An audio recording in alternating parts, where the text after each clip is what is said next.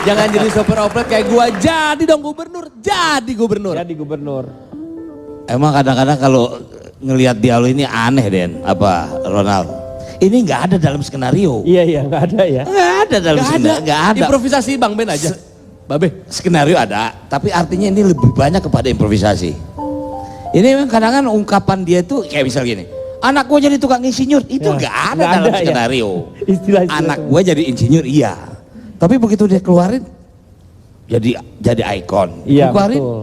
jadi ikon. Nah ini kalau lihat sekarang doa ini. Iya. Jadi mudah-mudahan mulai sekarang orang tua seperti kita doain anak kita yang bagus-bagus aja lah. Bagus, iya betul.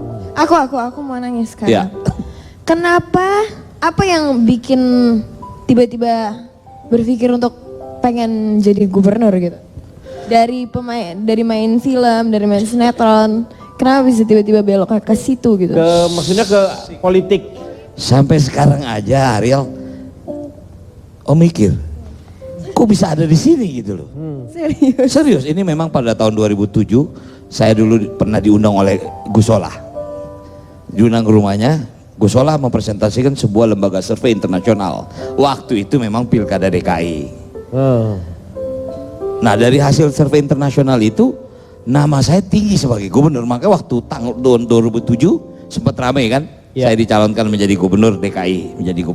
Tapi ya realita politisnya, singkat kata saya sendiri bertanya, loh kok bisa ada di sini? Tapi saya gini ya Ariel, saya nggak pernah mau tanggung. Makanya sekarang ini saya kan Rano Karno SIP. SIP itu Sarjana Ilmu Politik. Saya kuliah lagi tentang politik. 4,5 tahun saya kuliah. Nah jadi S1 saya SIP, tadi S2 saya ambil ilmu pemerintahan, cuman jujur saya cuti. Karena nggak sanggup saya membagi waktu. Nah jadi artinya pertanyaan itu sampai hari ini juga saya belum terjawab. Tapi mungkin yang pasti karena doa almarhum Benyamin. Salah satu Bisa mengantar saya pernah menjadi gubernur Provinsi Banten dan sekarang sedang maju lagi. Yang dibayangkan sama beliau ini adalah salah satunya karena beliau sudah terjun ke dunia politik, beliau belajar ilmu politik. Dan begitu belajar ilmu politik, beliau baru menyesal kenapa gua terjun ke politik. Itu sebenarnya. Ada yang mau bertanya? Ya Bang Haji, jadi begini. Ya. Ini mengenai politik fulus. Politik fulus. Bagaimana cara Bang Haji? Memang realita politik. Belum selesai. Tapi udah ketangkep. Karena saking nafsunya menjawab. Pertanyaannya udah dapat jelas. ditangkap. Udah. Bagaimana kok Bang Haji nggak bisa menugaskan saya untuk menyebar uang-uang itu? bukan itu maksudnya. Ya, bagaimana cara Iya memberantasnya, memang. Bang Haji? Iya bukan memprihatinkan tapi memang situasi yang sangat miris. Realita berdasarkan survei nasional Provinsi Banten tertinggi untuk money politik. Hampir 65%. Jadi masyarakat Banten menganggap money politik itu hal yang wajar. Sementara ini kerugian awal yang dialami oleh masyarakat Banten sendiri adalah money politik ini. Tapi sekarang masyarakat Banten sedang menuju kesadaran yang utuh bahwa money politik ini sangat berbahaya. Hasilnya bisa mereka rasakan sendiri.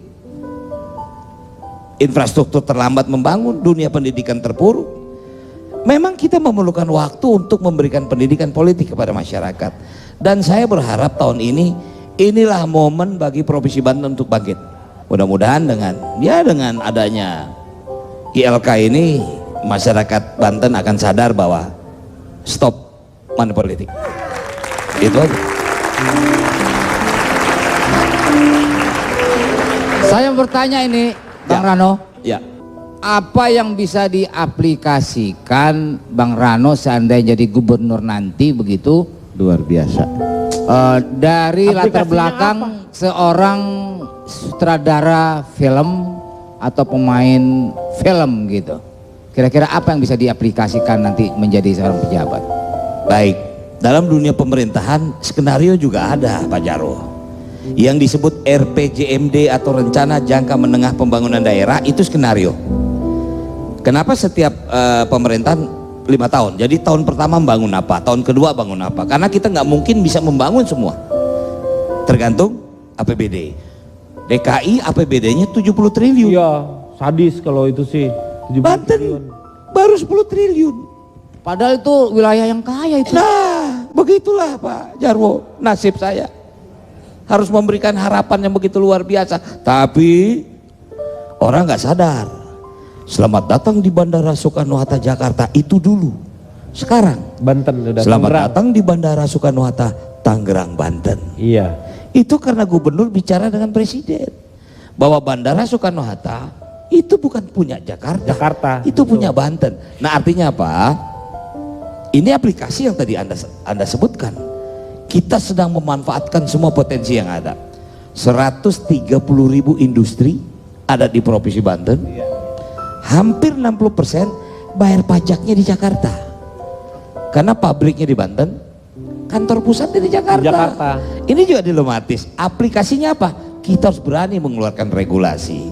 Nah, jadi banyak aplikasi-aplikasi untuk seluruhnya meningkatkan kesejahteraan masyarakat Provinsi Banten itu sendiri. Iya, jadi sebenarnya harapan sih ada. Kalau misalnya semuanya ditertibkan, saya yakin sebenarnya Banten itu punya potensi yang sangat luar biasa. Dari mulai wisatanya saja, sebenarnya itu yang namanya Pantai Anyer, pantai misalnya itu bisa didorong untuk para investor-investor juga untuk membangun di sana. Tapi infrastrukturnya harus benar dulu, karena kan jalan ke arah sana juga barengan sama truk-truk yang seperti kayak begitu juga itu. Oh, juga. sekarang udah jauh berubah. Ya, udah mulai berubah ya. Mungkin kalau Kang Denny dari Anyar sampai Carita itu semua jalan negara.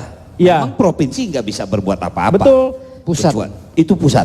Tapi wilayah Banten mendapat yang namanya kawasan ekonomi khusus, Ronald, tentang pariwisata di sana di Tanjung Lesung. Nanti satu saat saya berharap seluruh kawan-kawan datang dengan Saya siap, Pak. dengan ongkos sendiri, kita rame-rame. Bagian kamu juga udah punya pendapatan, masih aja mau minta. Mau gratis aja, itu money politik namanya. Iya. Bayar sendiri. Kamu gubernur gitu diundang. Sama ini aja Kang, Nih, masalahnya kalau ke Tanjung Lesung itu dari Jakarta bisa 8 jam, sama dengan kita ke Jogja. Jadi mendingan ke Jogja kadang-kadang. Ini dialami juga oleh yang namanya Sukabumi. Sukabumi, Jakarta ke Sukabumi itu bisa 9 jam.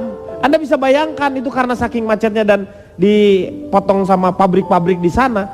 Itu orang kalau misal dari sini mau umroh, itu yang umroh udah nyampe, ini yang dari Jakarta ke Sukabumi belum nyampe.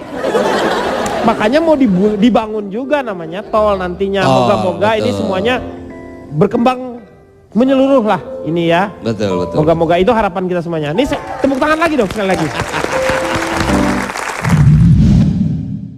Ini jadi jenap baru, itu jadi engkong Pak Tile. Tuh iya, ngompatilenya nanti. Top. Udah disiapin. Jadi saya tinggal nunggu giginya 2 copot aja. Mengatasi masalah tanpa solusi.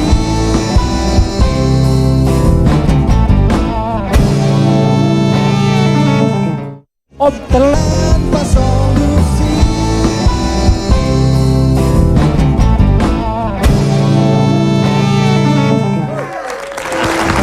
Ini ada mahasiswa yang mau nanya.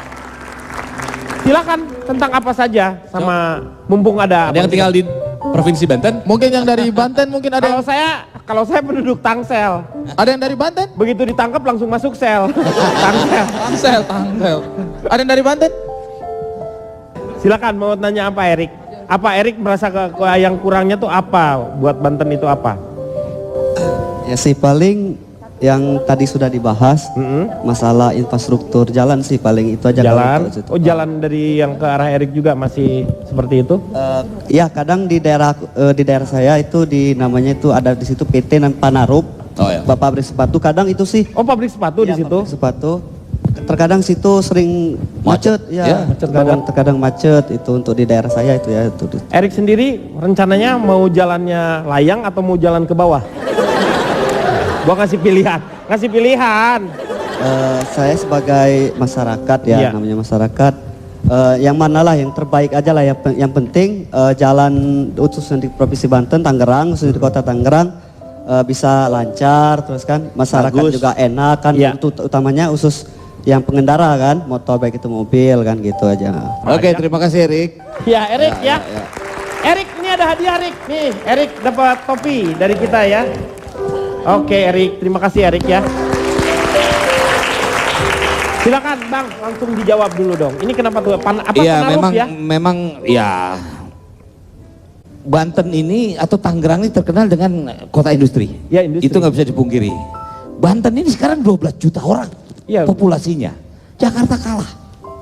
Jakarta cuma 9 ya. Peningkatan masyarakat Banten tuh setiap tahun 2,1%. Sehingga ini menjadi permasalahan. Pemukiman bertambah, ruas jalan tidak bertambah. Ya. Ini bahaya. Tangerang atau kota-kota Tangerang Selatan berbahaya kalau tidak mendesain atau menata tata ruangnya sejak dini. Jangan sampai maaf seperti Jakarta terlambat untuk bangun flyover. Betul. Atau apa namanya ya jalan layang. Nah, ini harus direncanakan. Artinya kalau daerah-daerah kota ini macetnya memang pada jam-jam khusus Jam kan tertentu Erik ya? Berarti jam-jam tertentu. Iya mungkin pagi atau sore begitu bubaran.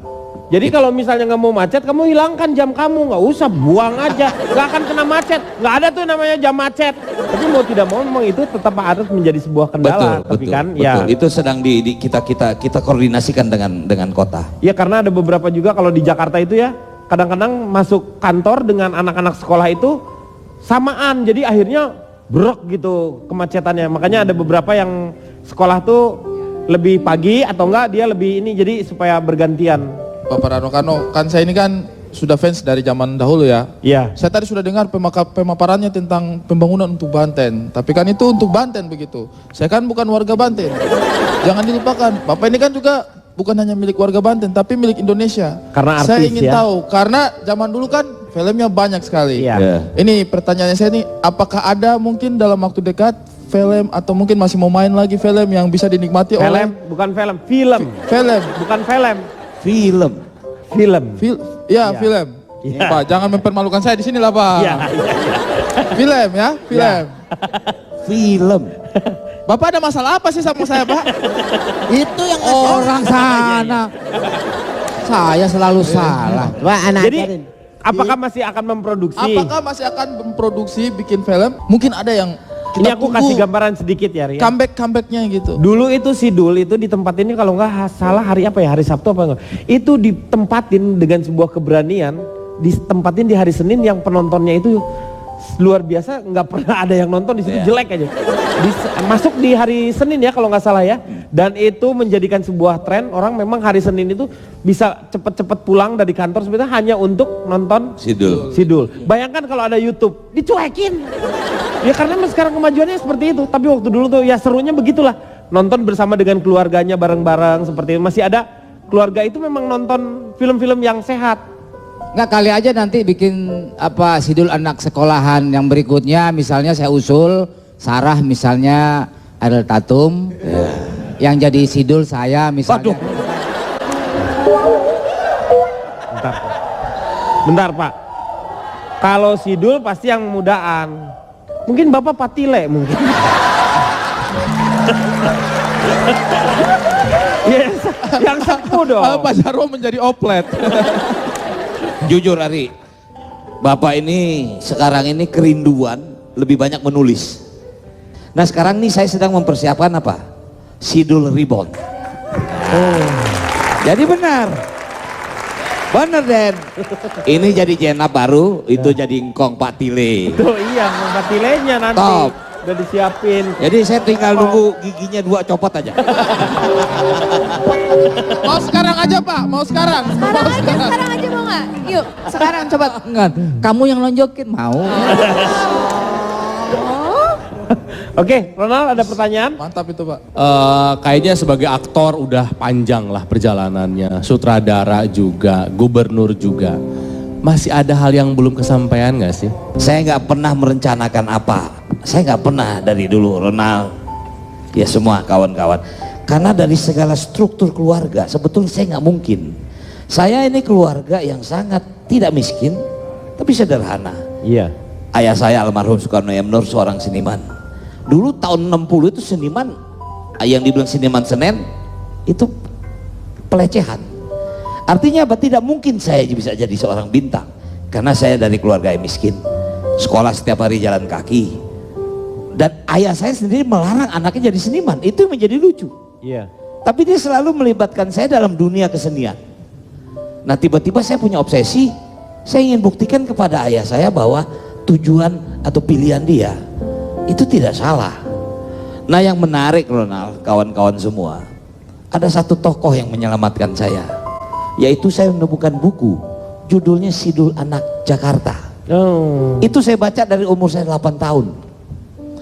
Apa yang ada dalam buku Sidul itu, semua saya ikuti.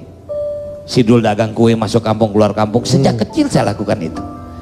Sidul jual es, itu juga saya lakukan. Begitu saya dapat kesempatan oleh almarhum Syumanjaya, beliau pulang dari sekolah di Rusia, bikin film Sidul Anak Betawi. Waduh, itu sudah seperti ketiban duren, dan itulah yang mengantar saya sampai sekarang. Nah, artinya apa? Sidul anak sekolahan itu obsesi saya 17 tahun di dalam otak. Saya ingin sekali Sidul ini terus ada, Sidul ini terus ada. Dengan generasi yang berbeda-beda. Dengan generasi yang berbeda-beda. Karena Sidul ini adalah ikon bagi anak-anak kita. Mudah-mudahan anak-anak kita ini punya panutan lokal lah. Karena sekarang ini sudah sangat mengkhawatirkan situasi anak-anak kita. Itu aja mungkin intinya. Satu hal sebenarnya yang dikerjakan oleh Sidul itu apa? Kerja keras dia. Dengan doanya, dan dia selalu bekerja keras, tidak mengeluh. Dan sembahyang sama mengaji. Sembahyang mengajinya itu kan itu doanya itu. Tapi ingat jangan bikin dia sakit hati. Iya. Kalau misalnya sakit hati, silakan Kang Maman. Sekadar info, Sidul Anak Betawi ditulis Aman Datu Majo Indo tahun 1956. Pemimpin buka matamu, buka kacamatamu. Meski ada yang bilang ilmuwan boleh salah tapi tak boleh bohong, sedang politisi tak boleh salah tapi boleh bohong, tetapi pemimpin sejati tahu ia tak boleh membohongi rakyat dan tak boleh salah menjalankan amanah.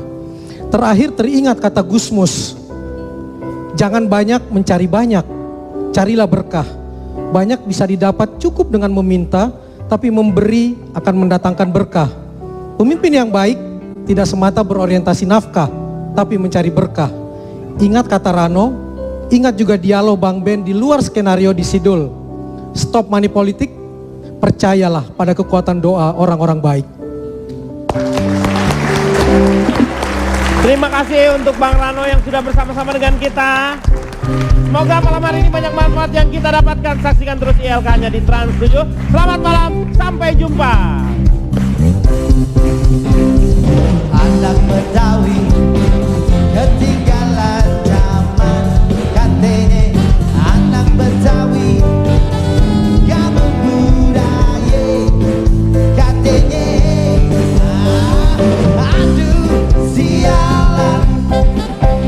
Di sini anak Betawi asli, berjalannya sembahyang mengaji, tapi jangan sakit hati. Beri sekali orang